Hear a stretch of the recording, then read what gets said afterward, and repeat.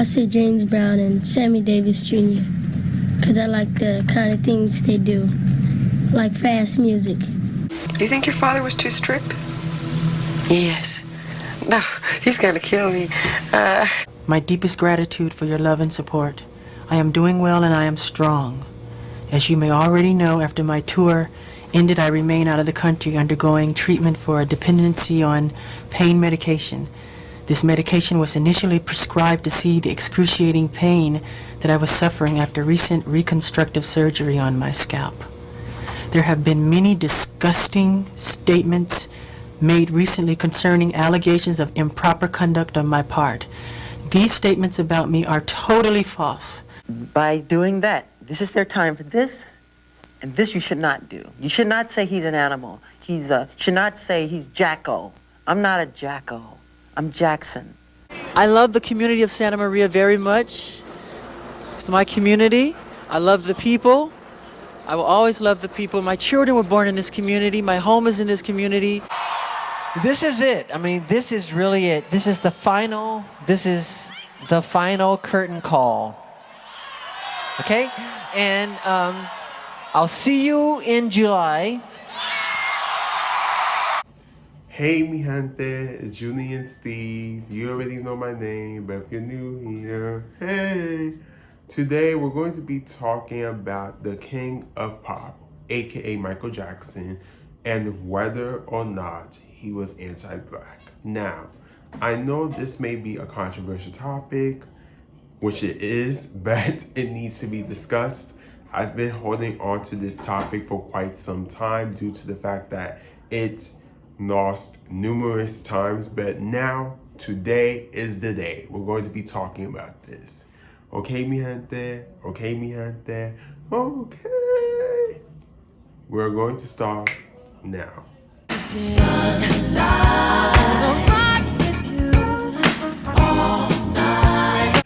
I ask a question on the community tab.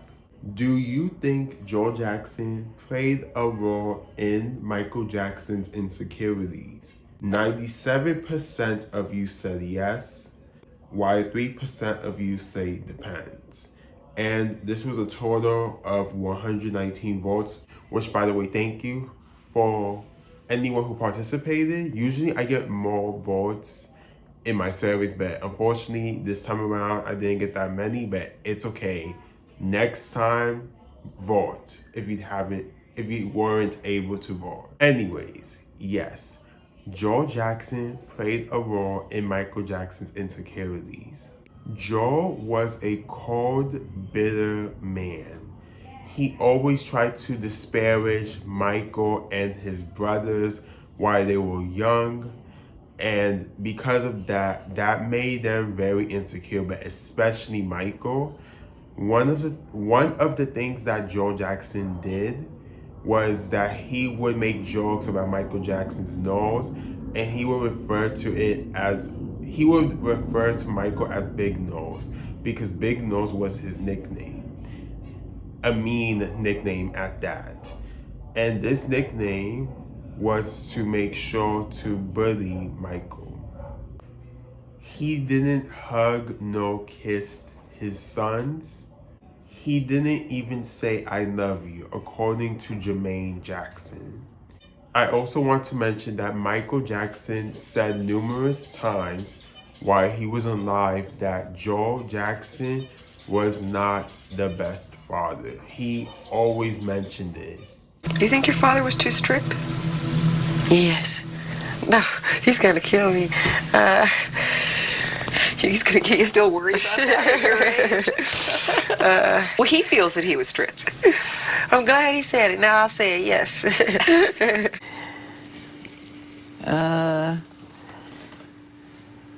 You just said that you would practice the dance steps and your father would be holding a belt in his hand. Is that what you just said? Yes, because he sat in the chair and he had this belt in his hand.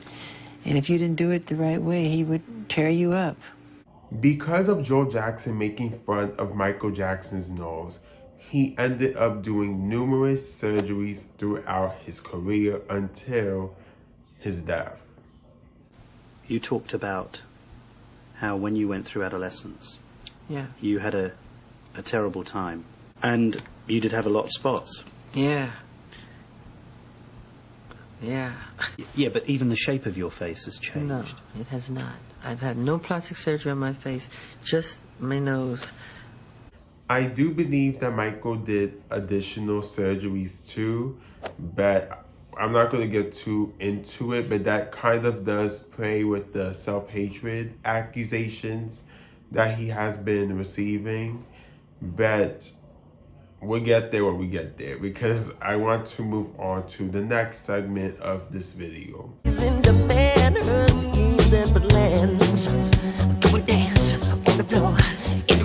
Do you think MJ's brothers played a role in the women he partnered with?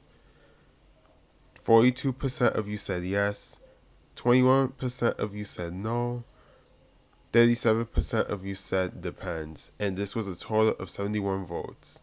Some people tend to imitate the people who they are surrounded by, and this is not really a secret. We know a couple of people who have like a friend group, family members, and so on that they look up to the point that they want to imitate their lifestyle. And that can end up leading to who they be friends with, who they work with, who they partner with, how they dress, how they work out, etc., etc., etc. In this case, I believe that Michael Jackson followed his brother's dating patterns to the point that he ended up exclusively or mostly dating white women. I want to tell the story how it is. We're going to start off by talking about his brothers and his father. Definitely his father too. Jackie married Enid Ardell Spain from 1974 through 1987. He cheated on Enid numerous times. One of his mistresses was Paul Abdul in the 1980s. Then he married his second wife, Victoria Triggs, from 2001 through 2007. Finally, he married Emily Besenick in 2012. Tito married Dolores Martinez from 1972 through 1988.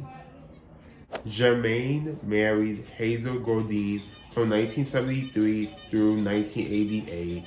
Then he was in a relationship with Margaret Maldonado from 1987 until 1993. Then he was in a relationship with Alejandra Noazia, who formerly dated his brother Randy. They were in a relationship from the 1990s until 2003. Then he married Hanima Rashid from 2004 through 2016. Maureen Jackson married Carol Parker in 1975. Up next is Randy Jackson. Randy Jackson was dating Bernadette Swam in the 1980s, and he was allegedly abusive. In 1986, he started dating Alejandra Nozalia until the early 90s. Then Alejandra married Jermaine in 1996. Mind you, Randy was cheating on Eliza with Alejandra, but then Jermaine ended up messing around, well, marrying Alejandra. Finally, Joe Jackson. Joe Jackson was first married to Sophie Atkinson in 1947. Then he married Katherine Jackson in 1949. This musty old man was cheating on Katherine Jackson for a long time. And one of the relationships that I know of that was public was with a white woman by the name of Sherilyn Terrell, and it was from 1973 through 1998, this relationship. even though it was an infidelity, because Catherine didn't want no parts of this. And she found out, I think, sometime later, he had a child with Miss Terrell. Catherine and Joe, they were going to divorce numerous times, but then she ended up not proceeding further on to get the divorce. Moral of the story is Catherine stood by this man until his death in 2018. As you can tell, the Jacksons have partnered with black women and or mixed with black women.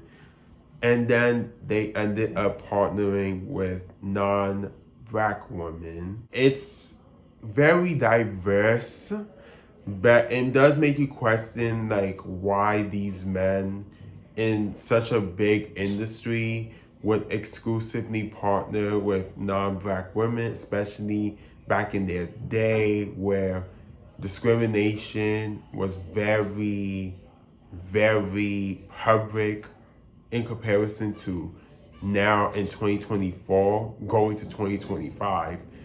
It's not the same. So you're going to expect like this to not be as common, but unfortunately within the Jacksons, interracial relationships are very common with almost all the siblings, as you all can tell.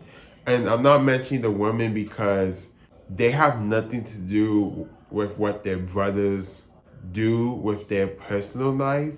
And I do feel like when it comes to men, I don't get me wrong, women do participate in like the encouragement of their siblings, sons, uncles, whatever, doing what they do in their personal life. But I do feel like when it comes to like a relationship with a male to male situation with like that are, you know, straight man, whatever, I feel like it's a different type of dynamic because I feel like they more likely to listen to another man than a woman. Unfortunately, some men, that's how they are, that's how they operate.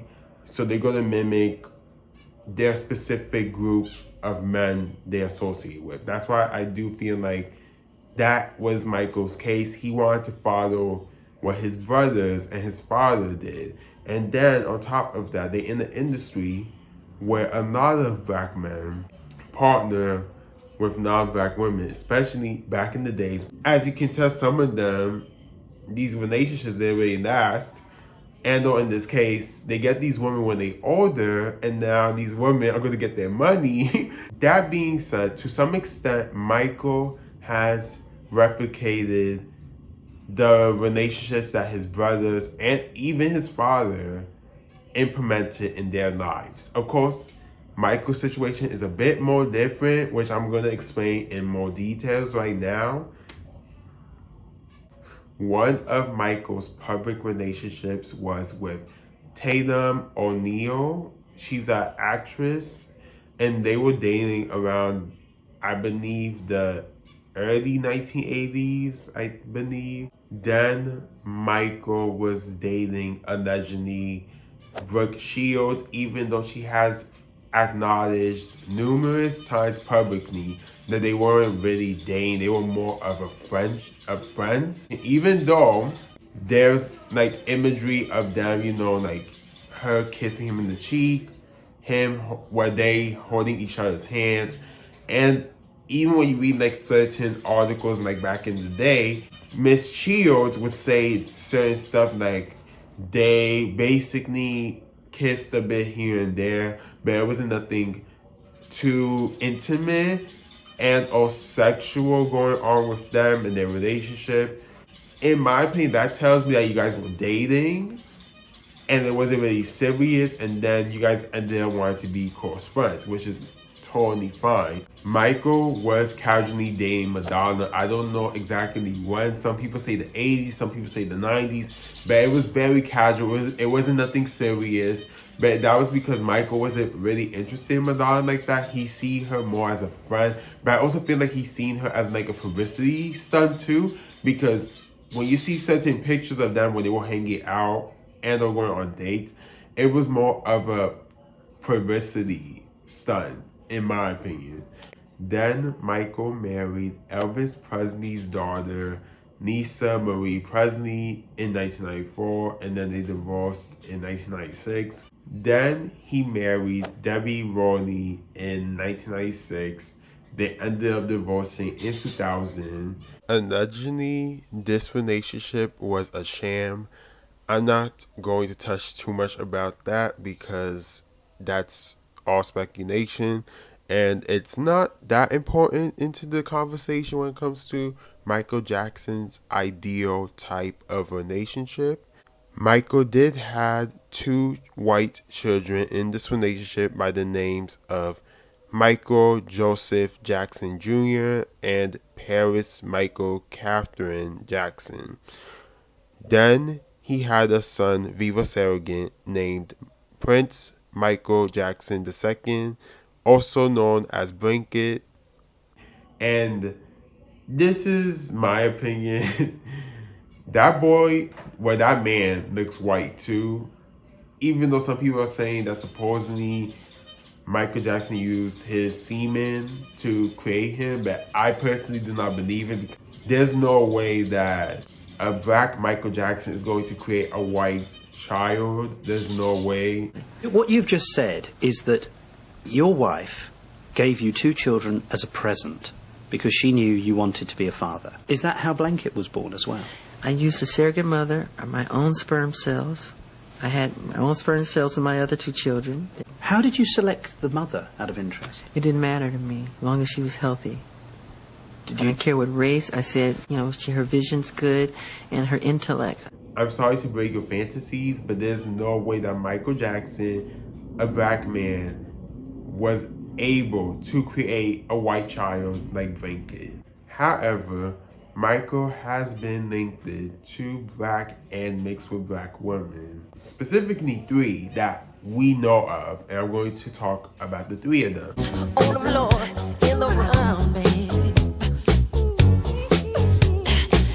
Do you think Michael Jackson played Stephanie Mills? 22% of you said yes, 10% of you said no, 68% of you said who's Stephanie, and this was a total of 77 votes. If you do not know who is Stephanie, Stephanie Mills is an actress and a singer. She's best known for her role in the original The Wiz Broadway show back in the 1970s. As for her singing career, she's best known for her hit single, Never Knew Love Like This Before. Never knew love like this before. What a surprise. Michael Jackson met Stephanie in the 1970s, specifically around the time when he was getting ready to be working on the Wiz adaptation of the Broadway show. Like, they were going to make a movie of the Wiz from the adapted Broadway show. Then they started to casually date for about a year and a half. No, I didn't feel any of those things because I love Diana Ross. Mm-hmm. And I had my own Yellow Brick Road. Yes. And at that time, I was dating Michael, so he took me to the set every day. You're going to have to wait. You can't just roll over. I was dating Michael. Look, let's not roll over. Hold on. Wait a minute. Yeah, exactly. Look, now we're on. Listen, yes, Mike, did you see that? Yeah. What you're not going to do is just give us a self-help moment after you done told us you was dating Mike. You've been holding out. I need tips on this. You got the inside scoop. So you were on the set of The Wiz because you were dating Michael Joseph Jackson. Yeah, we were he stayed on Sutton Place. Mm-hmm. So we I guess she didn't put any labels, no Michael, because Michael didn't really wanted to have a girlfriend at the time. But Stephanie definitely wanted to pursue a relationship with Michael Jackson, and especially because of the way she talks about their relationship. In my opinion, if you're dating someone for a year and a half and it's like consistent. To me, that's a relationship right there. It sounds like a relationship without labels. And in this case, Michael nor Stephanie put any labels in their relationship. To them, they saw it as more of a just casually dating. But to me, nothing in their relationship was casual, in my humble opinion. And it wasn't even a situationship because Stephanie and Michael, it seemed like they were two very busy people within their career paths. And Stephanie actually took him seriously, whereas Michael didn't. Stephanie has alluded to the fact that Michael didn't want to be with her because she is black.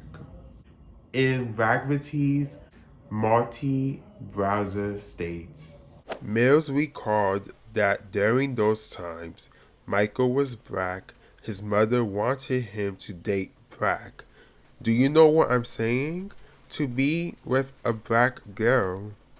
The singer divulged that although his mother wanted him to date black girls, Jackson had a different type of woman in mind.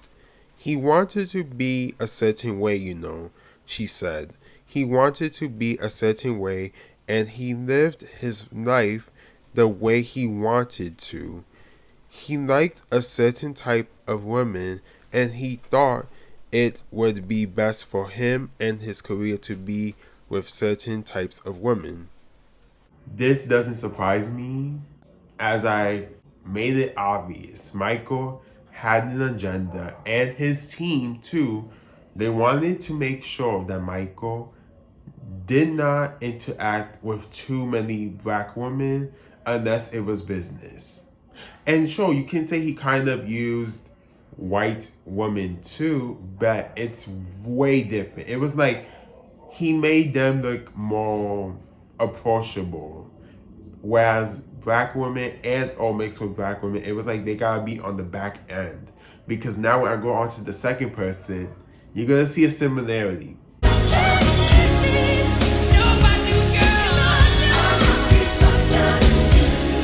Next is Ola Ray. So Ola Ray was dating Michael Jackson. Like they had like a fling. It's only a movie.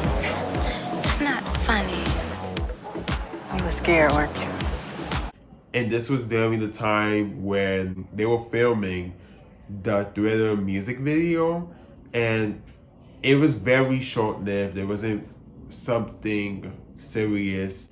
Miss Ray alleges that Michael didn't take her seriously, which, like I said, it was a fling. It wasn't really serious. But I guess it hurt her feelings in a way. And then I do remember seeing an article where they were talking about how she talked about supposedly sleeping with Michael Jackson. And yeah, but I couldn't find that article, so I'm not even going to talk about that. You're fighting for your life inside a thriller. Next is Tatiana Thumbtzen. Thumbtzen. Tatiana Thumbtzen. She was a part of the Way You Make Me Feel music video with Michael Jackson. Back up.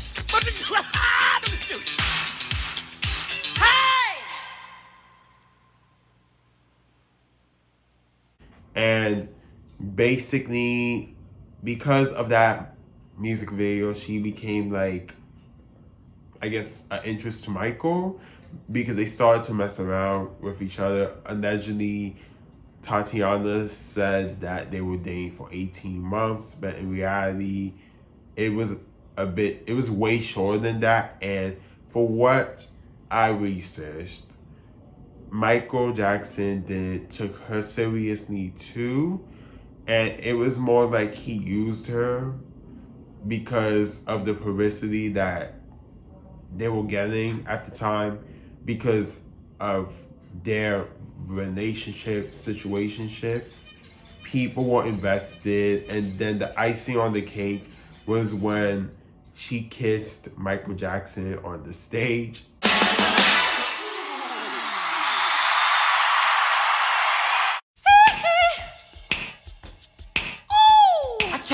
And I believe it was in 1988. It was in 1988. And because of that situation, she got in trouble, and that I believe she got fired after the fact.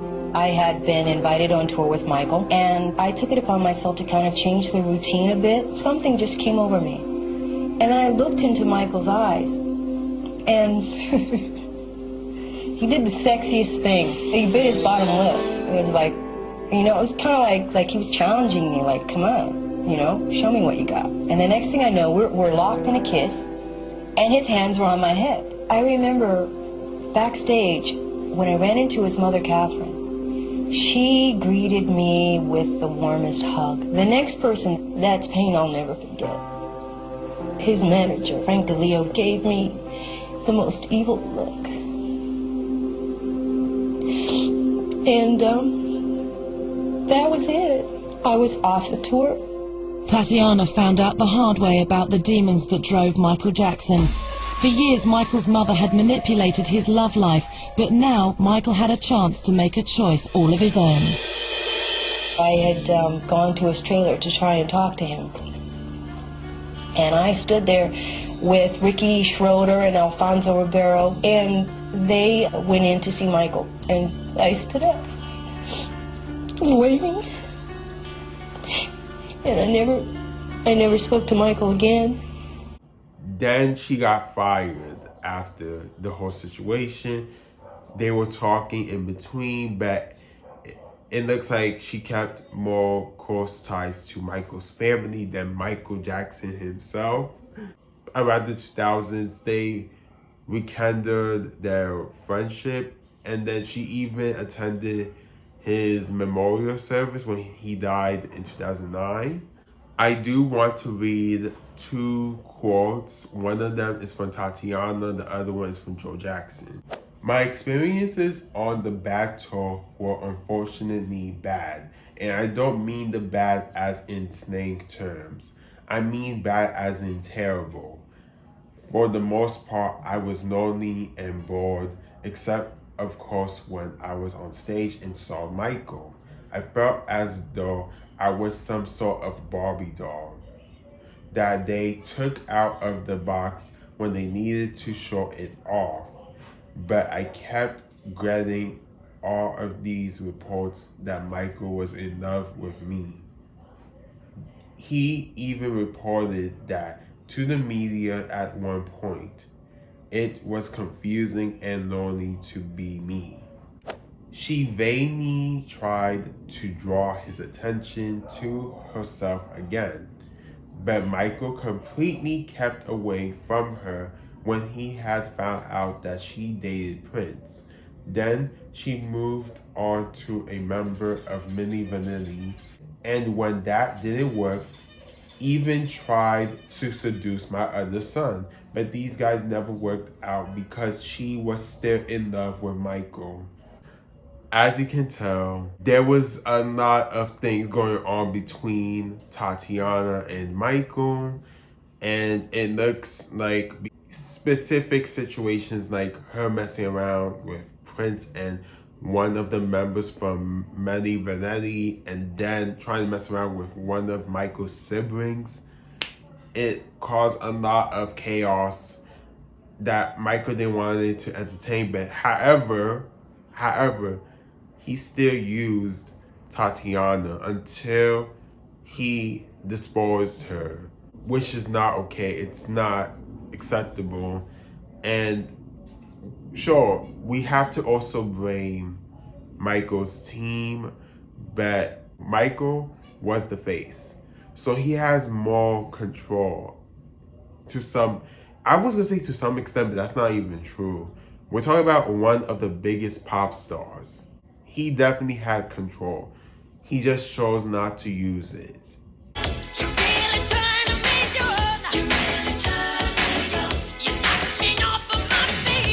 Do you think Michael Jackson's weird behavior stemmed from his childhood trauma? 81% of you said yes, 4% of you said no, 15% of you say depends. This was a total of 107 votes. As I said earlier, Michael Jackson's childhood wasn't the best. Besides working a lot as an adolescent and getting bullied by his father, he also had to deal with his brother's stupidities, specifically the older brothers.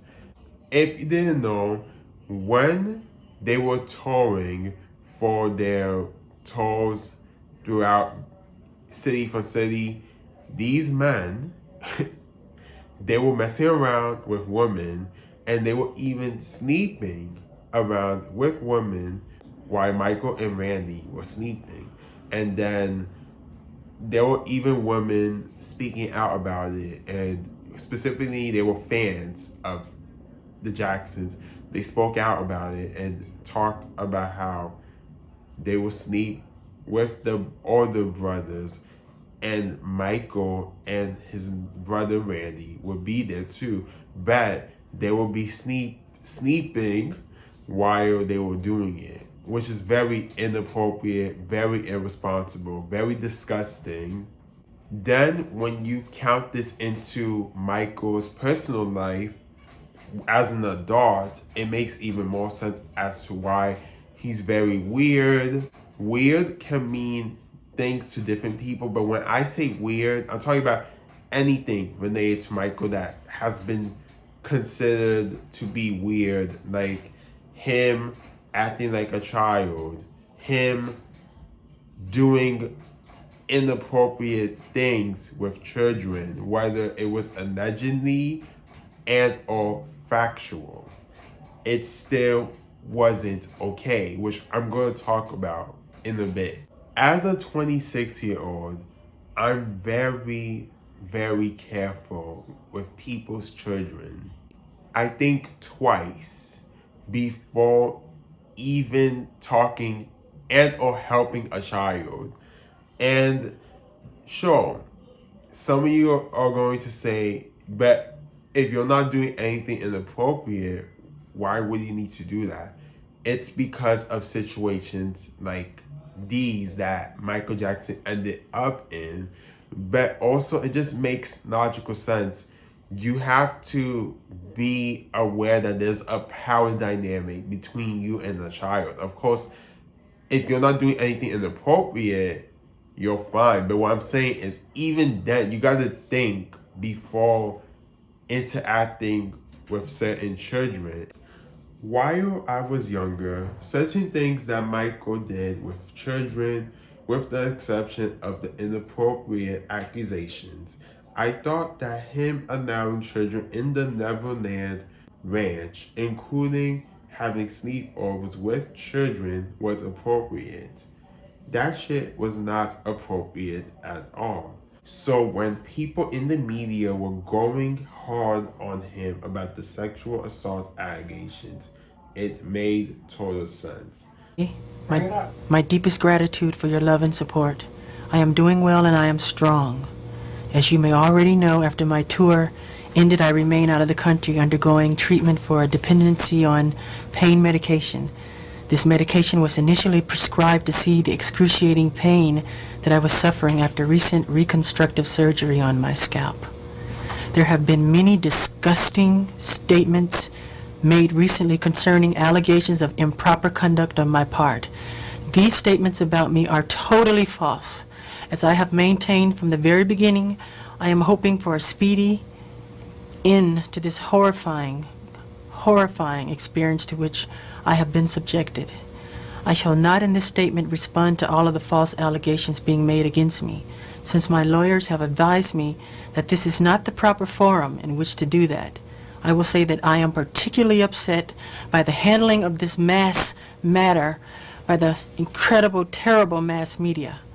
At every opportunity, the media has dissected and manipulated these allegations to reach their own conclusions. I ask all of you to wait and hear the truth before you label or condemn me. Don't treat me like a criminal, because I am innocent. I have been forced to submit to a dehumanizing and humiliating examination by the Santa Barbara County Sheriff Department and the Los Angeles Police Department earlier this week. They served a search warrant on me which allowed them to view and photograph my body, including my penis, my buttocks, my lower torso, thighs, and any other area that they wanted.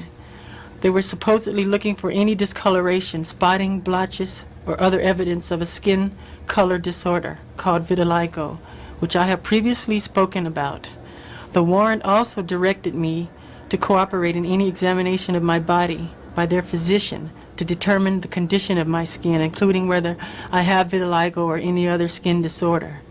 The warrant further stated that I had no right to refuse the examination or photographs, and if I failed to cooperate with them, they would introduce that refusal at any trial as an indication of my guilt.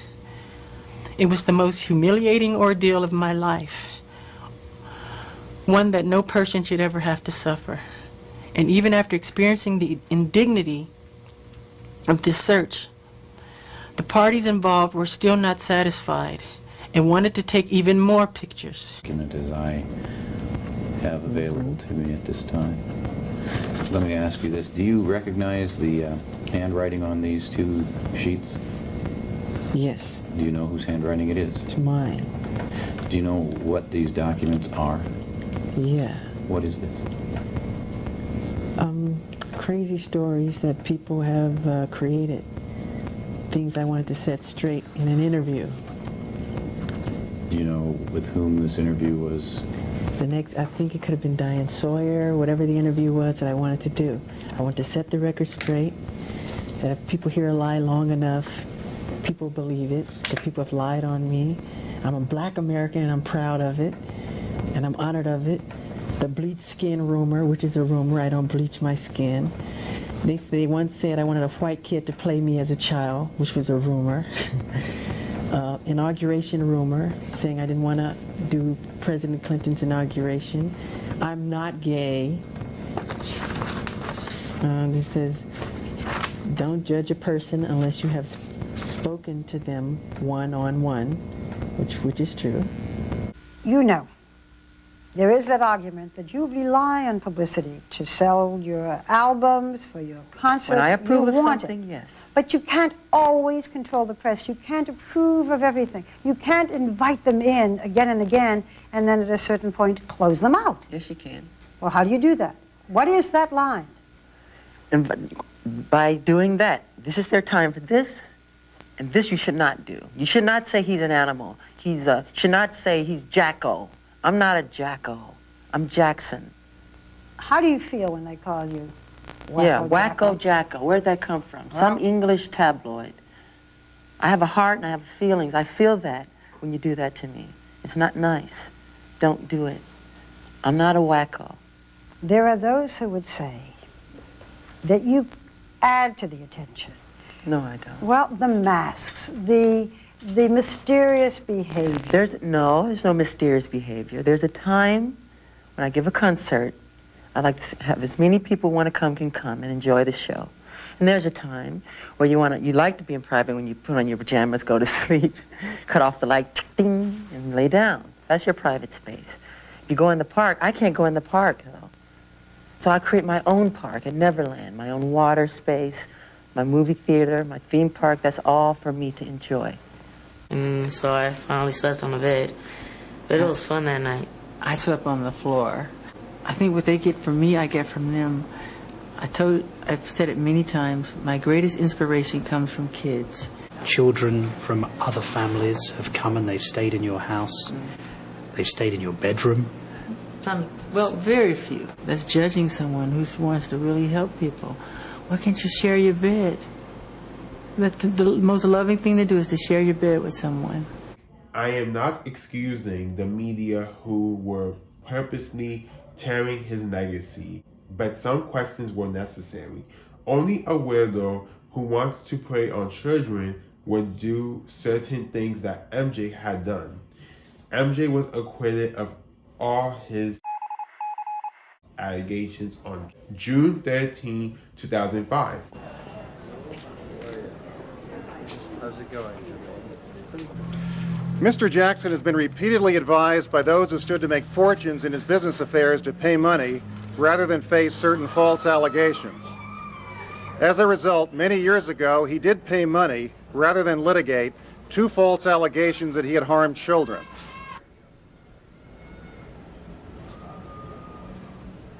Mr. Jackson now realizes that the advice he received was wrong. He should have fought these actions to the bitter end and vindicated himself. The recent publicity about these settlements is unfair and damaging to him, his family, and his dedication to the world's children. The charges he faces are false and will be battled in a court of law within our justice system. He is innocent and will be vindicated. However, in 2013, Wade Robson retracted his statements in 2005 and says that Michael Jackson then tries to sue MJ's estates. The following year, James Safechuck did the same thing. The only difference is that James gave a response to attorneys in 1993 in defense of MJ. However, he retracted his statement too. Fast forward to 2019, director Dan Reed releases Leaving Neverland.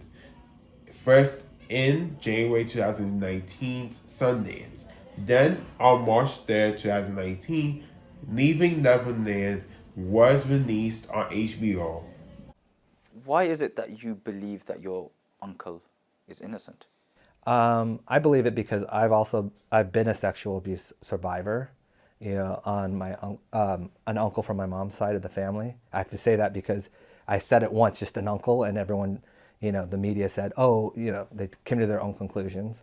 But not only that, I've spent over probably 1,000 hours with my uncle. It's the same thing as someone asking, how do you know your brother isn't? Or how do you know your sister isn't? It's because you know them, you know their soul. Your uncle did admit that he had children sleeping in his bed. He shared beds with children. That's odd behavior, no? It's odd behavior for you and I, and I say you and I because I don't personally think so, but I know what other people think, I'm not oblivious to what other people think. But Michael didn't have a childhood. He didn't have that. He was working since the age of 8, He would see kids play and stuff, and he would have to rehearse. So he always was trying to reclaim that childhood. So, it was innocent stuff like sleepover parties. We'd watch. I was part of some of them. We watched Three Stooges, pop popcorn. And it sounds sinister because we equate the bed with sex and all that stuff because we're older. He never equated that to that because for him, bed meant sleep.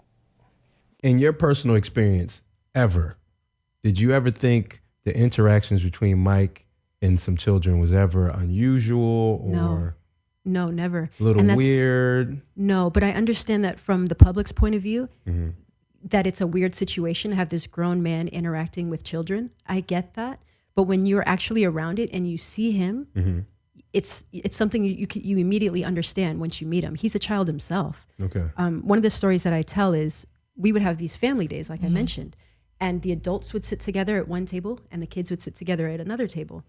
He would always sneak away from the adult table and come sit at the kid table just because he wanted to be engaged in what we were talking about. Then, the same day of the release of the documentary, or the day or the week after, there was an interview with Oprah Winfrey. And because of that interview with Oprah Winfrey, people, and by people, Michael Jackson fans and his siblings, they were very upset that Oprah would speak to Michael Jackson's alleged victims. But some celebrities have come out against Michael. Yeah. Oprah. Yeah. And she's a big, Oprah Winfrey, she's a big name, big personality. And she's come on the opposite side. And for me, it was very disappointing. It wasn't surprising. I wish I could say it was surprising. It was more disappointing because I thought, first of all, my uncle's not here to defend himself. Second of all, this documentary is completely one-sided. And her being someone that was a journalist, she should have, appreciated that there should be two sides to every story, at least the opportunity to do that. And then she does a special where she basically almost nails the coffin, puts the nail on the coffin for my uncle. And it's like she went almost above and beyond, other people.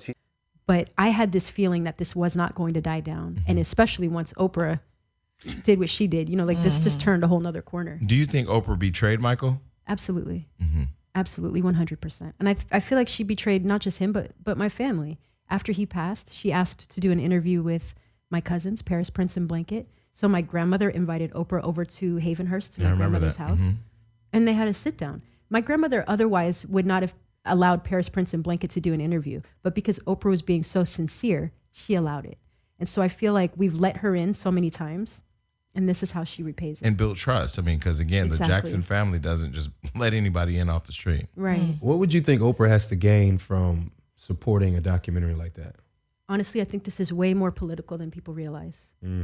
I can't speak for specifically what she's got to gain. I mean, I have my suspicions and my theories, but I think that this whole thing is a move to tear Michael down.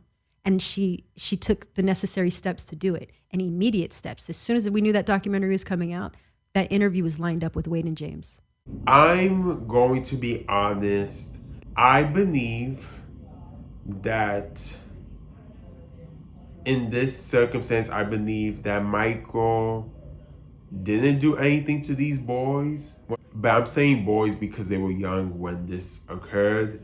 However, I do believe that we as a society, we need to be open to hear from the alleged victims. Now that I'm a bit older and I try to empathize more with people that do come out with accusations like these, I guess I change a bit of my perspective. However, that doesn't mean I 100% believe them, but what I do believe is that Michael Jackson's behavior with children was inappropriate. I mean, nothing really. I mean, we played video games. The thing is with that whole thing is that, they go, oh, you slept in the same bedroom as him. It's like, I don't think you understand. Michael Jackson's bedroom is 2 stories.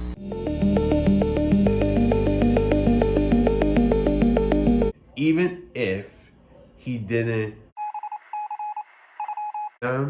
sleeping with children in the same room, even if they were in a different bedroom, or a different part of the bedroom, or a different part of the bed, because it's a big bed and or it's a big room, it's not appropriate. Case closed. If you didn't know, Michael Jackson's getting a movie titled Michael. The movie was supposed to be released on April 18th, 2025, but has been pushed to October 3rd, 2025.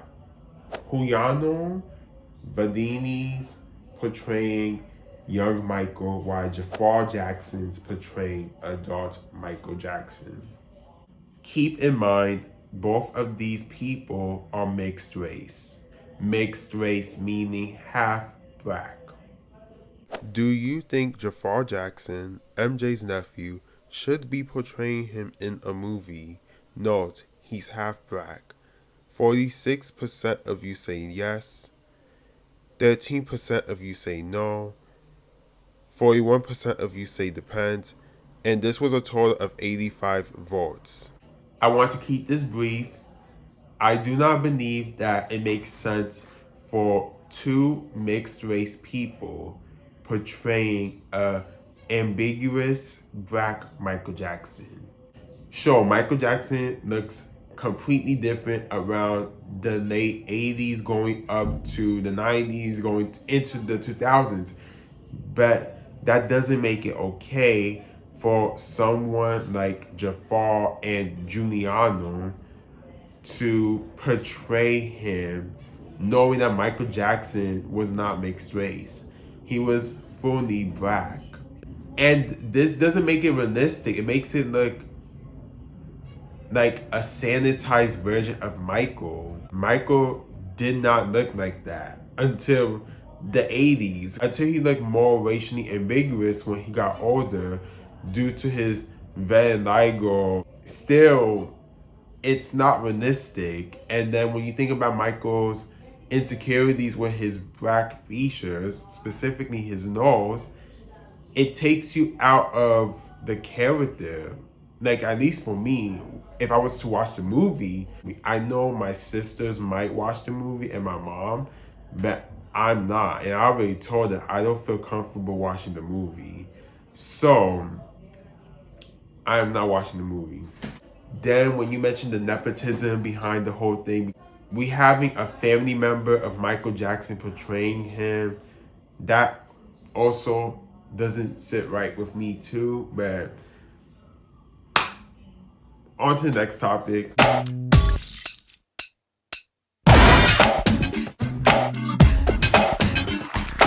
Do you think Michael Jackson's vitiligo played a role in his insecurities? 77% of you say yes, 7% of you say no, 16% of you say depends, and this was a total of 102 votes. Back in 1983, Michael Jackson was diagnosed with vitiligo. Vitiligo is a skin disease where the skin pigmentation comes out, and some of it or most of the skin pigmentation can come out.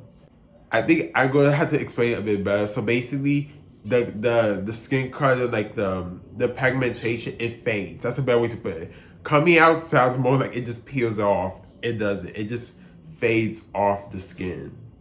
Depending of your condition, it can be minor to severe. In this case, I believe Michael's was severe because it started to become more noticeable to the point that he ended up taking out his whole vitiligo, like at least like the patches of his skin. I do want to read a bit of John E. Harris's 2016 article titled, "Did Michael Jackson Have Vitiligo?" He states, "Yes, vitiligo can remove most, if not all, of the pigment in someone's skin, such that they have no skin color. However, that is very rare, and it usually takes many years to do this, with spots appearing during the process. So it's not likely that vitiligo alone was responsible for his significant transformation in skin color. There is a treatment, though, that can remove the remaining pigment in someone's skin if they have vitiligo. The treatment is a skin cream called monobenzene ether of hydroquinone, monobenzo, or benoquin, and it is in fact the only FDA-approved treatment for vitiligo. But in most cases, using this cream doesn't work unless you have vitiligo, so it is not as simple as someone wanting to look white and using the cream. It is a bona fide vitiligo treatment approved by the FDA for people who would rather remove their remaining pigment than continue to look spotted. I have prescribed this for vitiligo patients and they have always been happy with the results. So it is not too surprising that Michael Jackson would use Bellaquid to treat his vitiligo. And this is why he went from having clearly black skin to very white skin.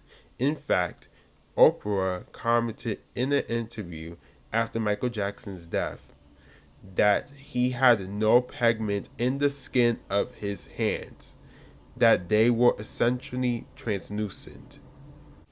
Benoquin would do that, and could do it relatively quickly after about 12 months of use. For available pictures of Michael Jackson, his skin color seemed to change significantly sometime in the late 1980s, which would make sense if he was diagnosed in the early 80s, tried to treat it for a while, and then decided to go the other way and use Benoquin. Basically, Michael Jackson used a treatment to completely take out the pigment of his skin, which means it is a form of bleaching cream. Sure, it is FDA approved, and sure, it is a choice for people with vitiligo. However, that is a choice, which means Michael thought about this very vividly before making this drastic choice. And I believe he did this for his career, which means he did this to be more pleasable, to be marketable, specifically to white people, because believe it or not, most of Michael's fan base were white, because once he became a mainstream success, more white people were in tune to his artistry. And I feel like he knew if he shown his true self with his passions and all, he wouldn't be acceptable, especially to white people. I feel like black people would be more willing to like embrace Michael versus white and or non-black people. And that's why he chose to use Benequin to make sure that the pigment of his skin comes off.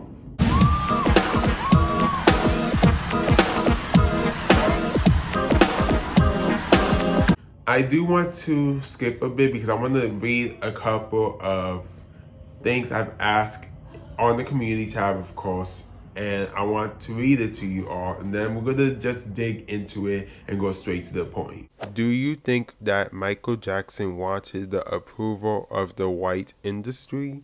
59% of you say yes, 16% of you say no, 25% of you say depends, and this was a total of 93 votes. Do you find it weird that Michael Jackson raised white children? 62% of you say yes, 13% of you say no, 25% of you say depends, and this was a total of 107 votes.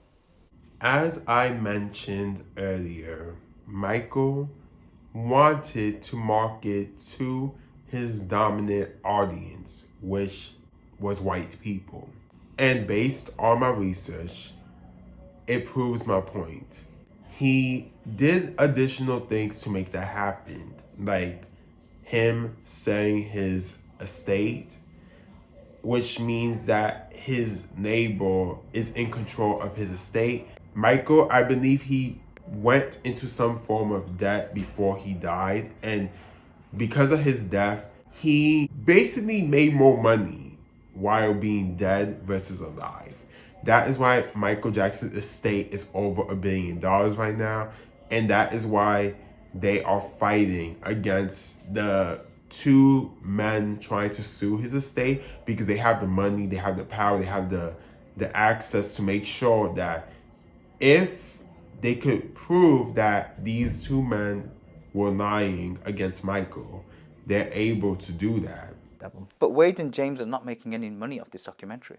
Well, that's one of the biggest lies, because they have an appeal right now in court for hundreds of millions of dollars against the estate. So they say they're not making any money, but if this works to their advantage, they have a very good possibility of bringing up that appeal case. But why are you defending him? Are you set to benefit financially because if his legacy is damaged? Well, it's a relative of mine. It's my uncle Michael, and I wouldn't be here if I truly didn't 100%, 1000% believe that he was innocent. But financially, I don't get anything from this. His kids get something because they're the estate. Why would Michael do that and not want to get the approval of white people? That means he did, because there's no way that he would do such a thing if he didn't care about getting the approval of white people. Then we have to mention about his children, his white children. In what type of mind are you as a black person going to adopt and or raise white children that are not yours?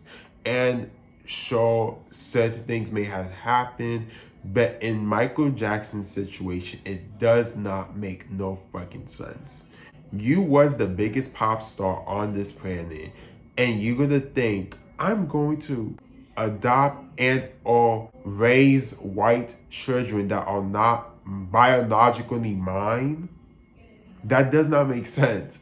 Unless if you do have some type of savior complex and or self-hatred. And in this case, Michael Jackson had both. So back in 2017, Paris Jackson did an interview with the Rolling Stones, and basically she explained that she identifies as a black woman because Michael told her that she is a black woman. I'm going to read the article, a bit of it, and then I'm gonna say my commentary after. I consider myself black, she said in response to interviewer Brian Hart addressing the elephant in the room. In the exclusive, Jackson said her father would look me in the eyes and he'd point his finger at me and he'd be like, "You're black. Be proud of your roots." And I'd be like, okay, he's my dad. Why would he lie to me? So I just believe what he told me, because to my knowledge, he's never lied to me. This is some BS coming from Michael, because we are, at least people with common sense know that there is no way that a black Michael Jackson is going to create white children. And if you read further the article, they talk about who may be Paris's alleged father. And yeah, so this is nothing new. This has been talked about in the media. And then I did read a couple of comments on Reddit. I'm not going to read them because honestly, a lot of them were very stupid comments. And basically people like excusing Paris to identify as a black woman or a black person. And this is like a mixed race forum on Reddit. Well, I'm going to tell you right here, right now, Paris Jackson is not a black woman. Her brothers are not black men. They are not black. I hope in the new Michael Jackson movie they address this, but I have a high feeling that they're not going to talk about this. So it's going to be full of BS in the movie. It's just ridiculous, and no, absolutely not. This is not okay, and whoever believes that this is okay, you're a part of the problem, and you're a part of the reason why black people are being erased, why black families are being erased, and why we normalize stupidities from famous people like Michael Jackson. Why would you want to adopt children exclusively that are not a part of your racial and or cultural background? It does not make sense to me. And I always find it weird, especially because when you do more research about like the foster care system and or the shelters, you would see that most of the children in shelters are black and or mixed with black children. So, hey mi gente, this is the editing me. So while I was editing the video, specifically this portion of the video, I realized that I could have worded myself a bit better, so that's why I'm doing this. I wanted to say that I believe that it is weird that a black Michael Jackson wants to make white children, and it didn't make sense to me. It still doesn't make sense to me. It seems like Michael wanted to, I guess, make a new lineage by using a white sperm donor and a surrogate that is not black. And I do believe Michael might have maybe infertility. I don't think it's infertility issues. It's Or maybe it is technically because but the thing is he's a man. I forgot the term, but I believe he had like issues with maybe his semen, maybe he couldn't really produce children of his own, because that is possible with men too. Of course, people do not talk about as much as they talk about with women, but I do believe that might be Michael's issue maybe. And then we have to mention Michael also had mental health issues. I think Michael had psychological issues. I do not know much about that. That's why I didn't really touch on that in this video, because I didn't want to talk about things I do not know much about and misdiagnose him in such a big video like this and then get people even more mad at me. That's why I didn't really talk about it. But it's obvious that Michael Jackson had psychological issues too. On to the video.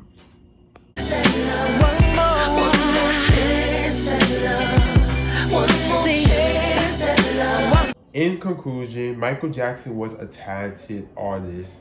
However, we cannot deny that he had anti-black tendencies. Sure, he experienced a lot of childhood trauma in his family, but we cannot excuse a person due to them being talented. You have to balance your relationship with these public figures, otherwise you'll condone poor behavior. In this case, numerous fans or super fans tried to not talk badly about MJ's weird behavior. We need to stop and talk about it, whether it turns you off from supporting his estate or not. I really do. You have to know that I love you so much. Really. From the bottom of my heart. This is it, and see you in July.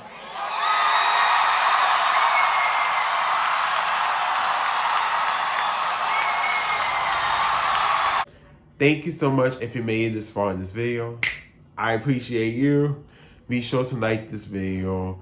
I would like to know your comments, but no, specifically, do you believe that Michael Jackson was anti-black? Yes, no, you in the middle. Just tell me in the comments, I'm curious. As you can tell, I wear a Janet Jackson t-shirt. Yes, I'm a fan of Janet and Michael, but that doesn't mean that I'm going to entertain poor behavior from the both of them.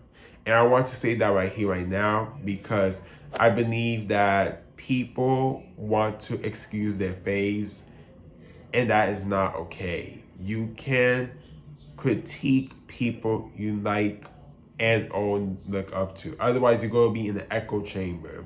Okay, mi gente. Okay, mi gente. Okay. Thank you and peace, mi gente.